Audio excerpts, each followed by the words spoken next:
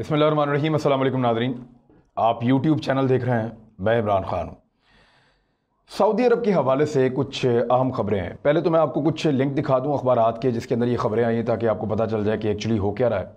सबसे पहले तो गल्फ़ न्यूज़ की एक ख़बर है मेरे पास यहाँ पे, और ये ख़बर बता रही है कि oil prices take hit on weak demand. Demand जो है वो बड़ी कमज़ोर हो गई है कोविड-19 के बाद, और तेल की कीमतें लगातार नीचे आ रही हैं। सऊदी अरब ने तेल की कीमतों को मज़ीद कम कर दिया है।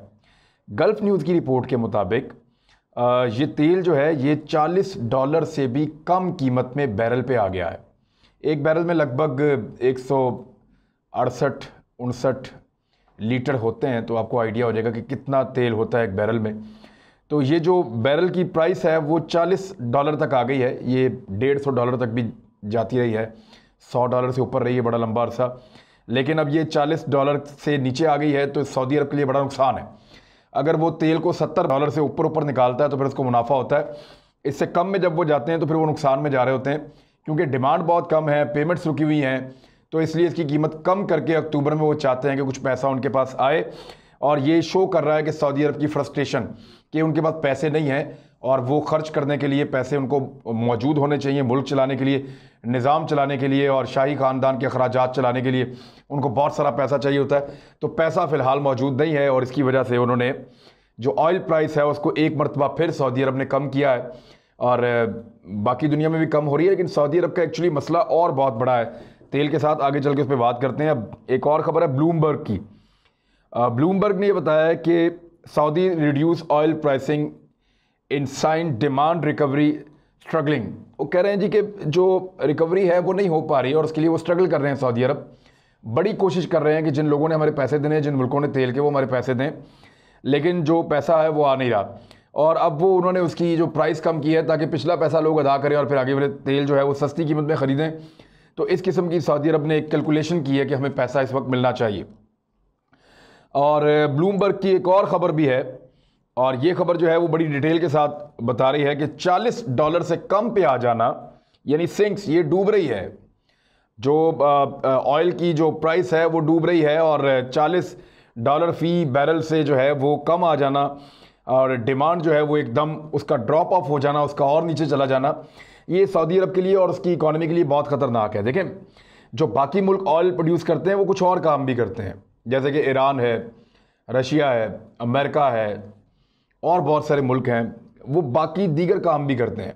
लेकिन अरब ममालिक में ज़्यादातर जो ऑयल प्रोड्यूस करते हैं और ऑयल देते हैं, दुनिया को बेचते हैं तेल, वो तेल पे ही निसार करते हैं ज़्यादातर। सऊदी अरब के बारे में मैं आपको एक डाटा बता देता हूँ कि उनके जो बजट है उसका 87%, 87% जो है वो सारा का सारा ऑयल के ऊपर मुनहसर है। उनका तेल जो वो बेचते हैं दुनिया को, उससे वो 87% पैसा कमाते हैं। बाकी सारे कामों में मिला के 13% है, और उसमें बहुत बड़े बड़े इज्तिमात हैं हज के और उम्रा के, वहाँ से वो बहुत पैसा बनाते हैं। लेकिन वो सारा पैसा तेल के सामने 13% है। मेन जो उनकी कमाई है वो तेल की, और इस साल तो हज भी नहीं हुआ, उम्रा के लिए ज़ायरीन भी नहीं जा रहे, और ज़ियारतों के लिए ज़ायरीन भी नहीं जा रहे। तो ऐसी सूरत हाल में पैसा जो है वो बहुत सारा का सारा 100% अब तेल पे निसार है, और तेल की कीमत नीचे जाने का मतलब है कि सऊदी अरब का बहुत बड़ा नुकसान। और ये ब्लूमबर्ग की एक और ख़बर है, ये भी मैंने आपके सामने लिखा। उनका जो एक्सपोर्ट वो करते हैं पूरी दुनिया में, जितना भी वो उनके पास पैसा आता है बाहर से, उसका 90% जो है वो तेल पे निसार रहता है उनका हर साल। लेकिन इस मरतबा तो 100% तेल पे ही है। तो बहुत बुरे हालात हैं सऊदी अरब के इस वक्त।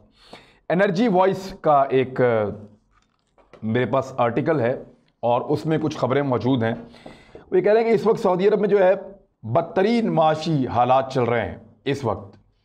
इससे पहले सऊदी अरब की मईशत गुज़िश्ता कई दहाइयों में इतनी बुरी कभी नहीं थी जितनी इस वक्त बुरी हो चुकी है।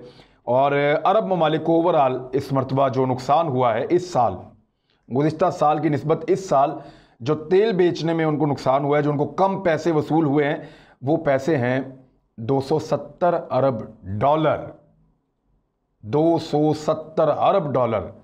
यानी आपको आइडिया होगा कि $1 अरब जो है वो पाकिस्तान से जब सऊदी अरब ने वापस मांगा तो हमारे ऊपर कितना बड़ा प्रेशर था। हमें $2-4 अरब मिल जाएं तो हम बहुत खुश हो जाते हैं और हमारी बड़ी सपोर्ट हो जाती है। और पाकिस्तान को सऊदी अरब ने $3 अरब दिया था सपोर्ट करने के लिए, एक फ़ंड। तो पाकिस्तान के लिए बहुत बड़ा ये एक बहुत बड़ी बात थी पाकिस्तान के लिए। तो 270 अरब डॉलर का जो नुकसान है वो सऊदी अरब को, अरब ममालिक को हुआ है। ख़ास तौर पे सऊदी अरब को, इनका सबसे बड़ा हिस्सा सऊदी अरब में है। तो ये जो नुकसान हुआ है, ये कीमत इनको कम मिली है गुज़िश्ता साल की निस्बत। तो ये इनका नेगेटिव सिमत में इनकी मईशत जा रही है। और साथ ही साथ वो ये बता रहे हैं कि IMF के मुताबिक सऊदी अरब की मईशत को जो धचका लगा इस साल, 6.8% तक उनकी मईशत जो है, उनकी इकॉनमी जो है वो क्रैश करने जा रही है इस साल। ये IMF की एक रिपोर्ट है जो मैंने आपके सामने रखी है और ये छपी है एनर्जी वॉइस में। तो गुज़िश्ता साल की निस्बत सबसे ज़्यादा तेल निकालने वाले मुल्क जो है उनका नुकसान हो गया है कोरोना वायरस के बाद, और उनमें सऊदी अरब जो है वो सर फहरिस्त है। अब उन्होंने कुछ बड़े बड़े प्रोजेक्ट्स भी बंद कर दिए हैं इस वजह से। मोहम्मद बिन सलमान ने ये फैसला किया कि क्योंकि बहुत नुकसान में जा रहा है सऊदी अरब और कुछ बड़े प्रोजेक्ट्स हैं जिन पे वो काम कर रहे थे, वो सारे प्रोजेक्ट उन्होंने बंद कर दिए हैं। 3 बड़े प्रोजेक्ट्स के बारे में मैं आपको बताता हूँ, और ये भी खबर जो है वो एनर्जी वॉइस में छपी थी। और इसमें बता रहे हैं कि नंबर 1 प्रोजेक्ट ये है कि एक्सपेंशन ऑफ मक्का मॉस्क, जो हमारी खाना काबा से मलिका जो हरम का इलाका है, जो मॉस्क है, बहुत बड़ी और तारीखी मस्जिद है, उसकी एक्सपेंशन कर रहे थे, उसको बड़ा कर रहे थे। उसकी तोसी का एक बहुत बड़ा मंसूबा था। आपने बहुत बड़ी बड़ी क्रेनें वहाँ लगी हुई देखी होंगी, और एक ये बहुत बड़ा मंसूबा था अरबों डॉलर का, उसको बंद कर दिया है मोहम्मद बिन सलमान ने, सऊदी अरब की हुकूमत ने। और स्पोर्ट्स स्टेडियम का एक बहुत बड़ा उनका एक मंसूबा था, वो भी उन्होंने बंद कर दिया। और तीसरा एक और बहुत बड़ा मंसूबा, मेगा सिटी इन डेजर्ट, यानी डेजर्ट के अंदर या सहरा के अंदर वो एक बहुत बड़ा शहर आबाद करने जा रहे थे, और उस पर $500 बिलियन, यानी $1 बिलियन पाकिस्तान ने सऊदी अरब को वापस करना मुसीबत बनी हुई थी, तो वो $500 बिलियन, $500 अरब का एक बहुत बड़ा मंसूबा लगा रहे थे। एक शहर आबाद करने जा रहे थे सहरा के अंदर, और उसको कह रहे थे मेगा सिटी इन डेजर्ट। तो ये भी उन्होंने बंद कर दिया है। अब आ जाए, न्यूयॉर्क टाइम्स की एक रिपोर्ट है, और वो मैं आपके सामने इसलिए रखूँगा कि इसके बावजूद कि वो बहुत बड़े बड़े मेगा प्रोजेक्ट्स बंद कर रहे हैं, लेकिन इसके बावजूद वो जो शाही ख़ानदान है उनके अखराजात कम नहीं कर रहे, और आने वाले वक्त में शाही ख़ानदान को बहुत ज़्यादा तनकीद का सामना करना पड़ेगा सऊदी अरब की पब्लिक की जानिब से, क्योंकि लोगों पर दबाव बढ़ रहा है, लोगों की वेल्थ कम हो रही है, उनकी दौलत कम हो रही है, और शाही ख़ानदान किसी किस्म की कोई कुर्बानी देने के लिए तैयार नहीं है। अच्छा, एक और चीज़ जो हुई है, चीन ने ऑयल जमा कर लिया इस साल के एंड तक के लिए, जब बिल्कुल मुफ्त मिल रहा था, माइनस में उसकी प्राइस चली गई थी, तो चीन ने ऑयल इकट्ठा कर लिया था। जो रशिया है उसके साथ सऊदी अरब की डील्स अच्छी नहीं हो रही हैं, अमेरिका ने खुद ऑयल निकालना शुरू कर दिया है। तो बहुत सारी ऐसी चीज़ें हैं जो सऊदी अरब को अब सूट नहीं कर रही, और दीगर जो एनर्जी के ज़राए आ रहे हैं, लोग उस तरफ भी जा रहे हैं, इलेक्ट्रिक गाड़ियाँ भी आने वाली हैं। तो ये सारी चीज़ें आपके सामने हैं। अब मामला ये है कि सऊदी अरब के जो बादशाह हैं या उनकी जो रॉयल फैमिली है, वो अपने अखराजात कम करने को तैयार नहीं है। मैं कुछ चीज़ा चीज़ें आपके सामने रखता हूँ। न्यूयॉर्क टाइम ने लिखा है कि गुज़िश्ता गर्मियों में जब सऊदी अरब के लोगों को सादगी का दर्स दिया जा रहा था और ये कहा जा रहा था कि अखराजात कम किए जाएं, उस वक्त भी बहरे ओकियानूस जो है उसके साइलों के ऊपर बादशाह जो हैं उनके, शाह सलमान, उनके लिए एक बहुत बड़ा महल तामीर किया जा रहा था, और उस महल के अंदर हर वो दुनिया की फैसिलिटी है जिसका आप तसव्वुर भी नहीं कर सकते। सोने और चांदी की चीज़ें लगाई जा रही थी उनके दरवाज़ों पे, उनके बाथरूमों में और उनके कमरों में, और इवन वहाँ पे जो डस्टबिन है इस्तेमाल करने के लिए, जहाँ पे कूड़ा आप फेंकते हैं, या टिश्यू पेपर के लिए जो बिन्स मौजूद होते हैं, वो सारे सोने के बनाए जा रहे थे, उनके ऊपर जवाहरात लगाए जा रहे थे। तो अरबों डॉलर का एक बहुत बड़ा महल तामीर किया गया शाह सलमान के लिए, उस वक्त जब वो कह रहे थे अपनी कौम को कि आप अपने अखराजात कम करें। अच्छा, अब इसके साथ साथ जो है ये रिपोर्ट जो है न्यूयॉर्क टाइम की, इसमें लिखा है कि कई अवामी मनसूबे इन्होंने बचत के लिए बंद किए हैं, लेकिन सऊदी अरब का जो शाही ख़ानदान है उन्होंने अपने किसी खर्चे में कमी नहीं की। आज भी बड़े बड़े जहाज़ वो ख़रीद रहे हैं, हेलीकॉप्टर्स ले रहे हैं, उनके लिए बड़े बड़े एरियाज़ बना रहे हैं उनकी लैंडिंग के लिए, और उनके मुलाजिम जो हैं दुनिया भर की सहूलतें और इंटरटेनमेंट, तफरीह के जो ज़राए हैं वो उनके लिए हासिल कर रहे हैं, और उनको मुहैया करने के लिए ड्यूटी सर अंजाम दे रहे हैं कि इनको तफरीह पहुंचानी है शाही ख़ानदानों को, और इनको इंजॉय करवाना है। दुनिया भर के बैंकों में इनकी दौलत जमा हो रही है, और बेशुमार वेल्थ है इनके पास, जिस पे ये किसी किस्म का कंप्रोमाइज़ नहीं कर रहे। किंग अब्दुल अजीज़ के दौर में इनके पास आज से 75 साल पहले ये तेल की दौलत निकली थी, और उस वक्त ये अमीर होना शुरू हुए थे, और तब से अब तक लोगों की दौलत बढ़े या कम हो, इससे उनको कोई ताल्लुक नहीं है, लेकिन शाही ख़ानदान की दौलत लगातार बढ़ती चली जा रही है। हज़ारों शहज़ादे और शहज़ादियाँ हैं इस वक्त, यानी जब इस ख़ानदान ये इक़्तिदार में आया तो उसके बाद इनमें शादियाँ करने का बहुत रुझान है। एक एक शहज़ादा 5-5, 10-10 शादियाँ करता है। मुख्तलिफ़ मुल्कों से शहज़ादियों को या मलकाओं को या औरतों को लेकर आते हैं, उन सबको अपने निकाह में ले लेते हैं और एक वक्त में 4 रखते हैं, फिर छोड़ते हैं, फिर रखते हैं, फिर छोड़ते हैं। तो इस तरह ये मुख्तलिफ़ औरतों से शादियाँ करते रहते हैं और इनसे बेशुमार बच्चे ये पैदा करते हैं। तो हज़ारों की तादाद में शहज़ादे और शहज़ादियाँ हो चुके हैं। और TRT वर्ल्ड की रिपोर्ट के मुताबिक, TRT वर्ल्ड की जो रिपोर्ट है उसके मुताबिक इनके 15,000 शहज़ादे और शहज़ादियाँ मौजूद हैं। 15,000 शहज़ादे और शहज़ादियाँ जो बड़ी एक ज़बरदस्त ज़िंदगी गुजार रहे हैं और वो ये हक़ लेकर पैदा होते हैं कि दुनिया भर की दौलत और सहूलतें उनके पास हों। सऊदी हुक्मरानों की जो जायदाद है या टोटल वेल्थ है, उसकी एक वैल्यू जो बताई जाती है वो $1.4 ट्रिलियन बताई जाती है। $1.4 ट्रिलियन। 1 ट्रिलियन जो है वो 1000 अरब का होता है। $1 अरब पाकिस्तान ने वापस करना था इनका, तो 1000 अरब डॉलर का हो गया 1 ट्रिलियन और 400 अरब डॉलर का हो गया आगे 0.4 ट्रिलियन। तो 1.1400 अरब डॉलर की जायदाद जो है वो इस ख़ानदान के पास है। 1400 अरब रुपए नहीं, 1400 अरब डॉलर की जायदाद है इनके पास। और इन्होंने महल बनाए हुए हैं दुनिया भर में, महंगी चीज़ें ख़रीदी हुई हैं, दुनिया की सबसे कीमती गाड़ियाँ और लिबास इनके पास हैं, दुनिया के सबसे अच्छे जजीरे इनके पास हैं, दुनिया भर के बैंकों में दौलत इनकी पड़ी हुई है। तो हर किस्म की अय्याशी इनके पास मौजूद है। मैं आपको कुछ मिसालें देता हूँ मोहम्मद बिन सलमान की, जो इस वक्त इनके वली अहद हैं।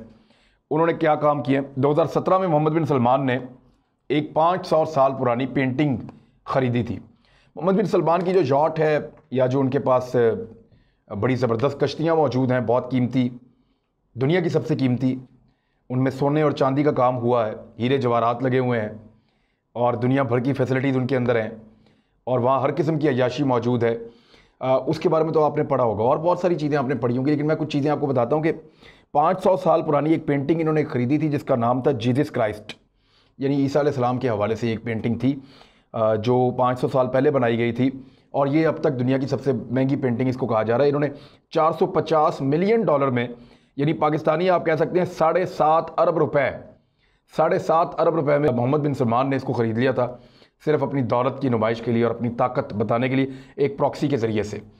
और फ्रांस में जो दुनिया का महंगा तरीन घर जिसको कहा जाता है, और इसमें दुनिया की हर तरह की फैसिलिटी है, इसमें इंडोर स्विमिंग पूल्स भी हैं, आउटडोर स्विमिंग पूल्स भी हैं, 10 बड़े लग्जरी कमरे हैं, मुलाजमों के लिए बेशुमार जगह है, दुनिया की हर फैसिलिटी फ्रांस के अंदर इस घर में मौजूद है। इसका नाम है चैटियू लुइस 14। अब मैं इसको यूँ ही प्रोनाउंस करता हूँ क्योंकि ये फ्रेंच वर्ड है, चैटियू लुइस 14। ये वो घर है और इसको $300 मिलियन का ख़रीदा है मोहम्मद बिन सलमान ने। तो दुनिया का महंगा तरीन फ्रांस के अंदर घर भी जो है वो सऊदी अरब के शहज़ादे के पास है। और CBS को एक इंटरव्यू दिया था इन्होंने, मोहम्मद बिन सलमान ने, और उस इंटरव्यू में क्या कहा था वो मैं आपको पढ़ के सुनाऊँगा ताकि आप इंजॉय करें कि किस किस्म का इंटरव्यू सऊदी अरब का शहज़ादा दे रहा है। उन्होंने कहा कि आई एम अ रिच पर्सन, मैं एक अमीर आदमी हूँ, and not a poor person, मैं गरीब नहीं हूँ। आई एम नॉट गांधी और मंडेला, मैं कोई महात्मा गांधी या नेल्सन मंडेला नहीं हूँ। I am a member of the ruling family, मैं एक हुक्मरान ख़ानदान का रुकन हूँ। That existed for hundreds of years, जो सैकड़ों साल से मौजूद है वो family, before the founding of Saudi Arabia, सऊदी अरब बनने से भी सैकड़ों साल पहले से मेरा ख़ानदान मौजूद है, मैं एक अमीर आदमी हूँ। अब ये इंटरव्यू एक हुक्मरान को ज़ेब नहीं देता, लेकिन उन्होंने कहा कि मैं एक अमीर आदमी हूँ, गरीब नहीं हूँ, मैं गांधी या मंडेला नहीं हूँ, मैं इस हुक्मरान ख़ानदान का एक रुकन हूँ जो सऊदी अरब के क़याम से सैकड़ों साल कबल मौजूद था। लेकिन किस हाल में मौजूद था ये इन्होंने जवाब नहीं दिया। ये तो 75 साल पहले इनके पास दौलत आना शुरू हुई है और वो दौलत लेके ये बिल्कुल आपे से बाहर हो गए हैं। और ये वो तरीका नहीं है जो मुसलमान हुक्मरानों का हुआ करता था। ये तरीका जो है मौज मस्ती का है, मुसलमान हुक्मरानों का ये तरीका नहीं है। एक फुटबॉल क्लब है मैनचेस्टर यूनाइटेड, आपको पता है दुनिया भर में मशहूर है, ये उसको ख़रीदने जनाब चल पड़े थे थोड़ा सा पहले। तो कुछ NGOs ने और लोगों ने वहाँ मज़ामत की और उन्होंने कहा जी कि आप एक अरब शहज़ादे को कैसे फुटबॉल क्लब इतना बड़ा जिसका दुनिया भर में नाम है आप उसको बेच सकते हैं। तो फिर ये नाकाम हो गया उसको ख़रीदने में, और अब ये एक और क्लब है फुटबॉल का बड़ा मकबूल, उसको ख़रीदने की कोशिश कर रहे हैं मोहम्मद बिन सलमान। तो हालत ये है कि इकॉनमी डाउन जा रही है, जवाल शुरू हो चुका है, लोगों को नौकरियों से निकाला जा रहा है, लेकिन शाही ख़ानदान अपने खर्चे कम करने पर तैयार नहीं हो रहा।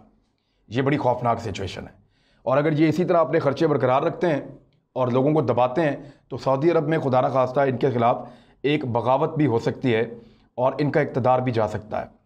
सूरत हाल आपके सामने है, और इसीलिए दूसरे मुल्क ताकतवर हो जाते हैं जब मुसलमान अपना पैसा याशियों पे खर्च करते हैं। अब तक के लिए इतना ही, अपना ख्याल रखिएगा, हमारे चैनल का भी। अल्लाह हाफ़िज़।